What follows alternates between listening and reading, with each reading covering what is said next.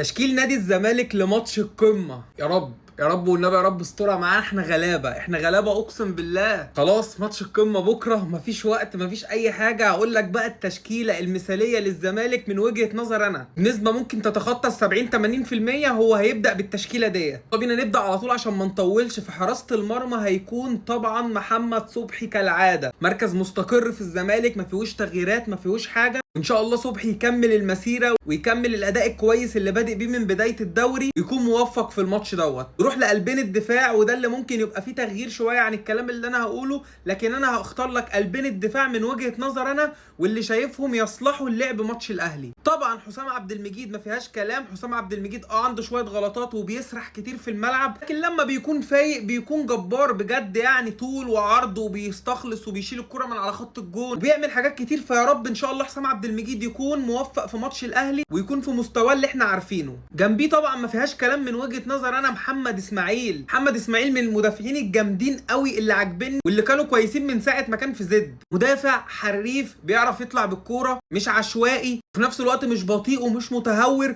فشايف ان ده انسب وقت ليه ان هو يكون موجود في ماتش الاهلي، بحيث ان هو ياخد الثقه في ماتش زي دوت. نروح بقى للباكات، الباك اليمين والباك الشمال. نبدا بالباك الشمال، طبعا عوده بنتايج اساسي. نتكلم طبعا عن افضل ظهير ايسر الموسم اللي فات في الدوري المصري.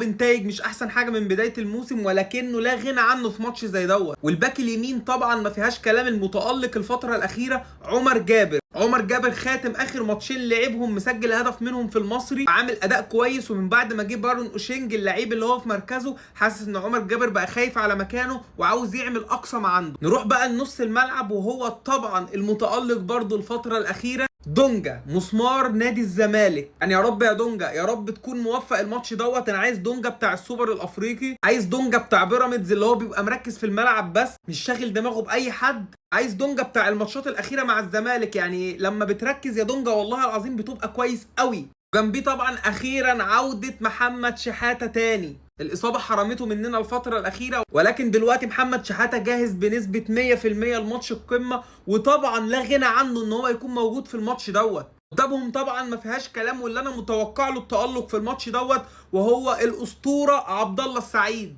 عبد الله السعيد هو القلب النابض لنادي الزمالك في الملعب. عبد الله السعيد هو اللي بيحرك اللعيبه، هو بيوجه اللعيبه في ارض الملعب، غير بينياته اللي بتودي اللعيبه انفرادات للجون. وسيبك من الناس اللي بتقعد تتريق وتقول لك بيوزع مجهوده ومش بيوزع مجهوده. عبد الله السعيد لو انت ما تعرفش سنه، لكن لعيب لسه عادي في شبابه. برضه بالطبيعي لا غنى عن عبد الله السعيد في ماتش زي دوت، لانه ماتش محتاج خبرات ومحتاج لعيبه تعرف يعني ايه قمه. قدامه طبعا وينج شمال ناصر ماهر،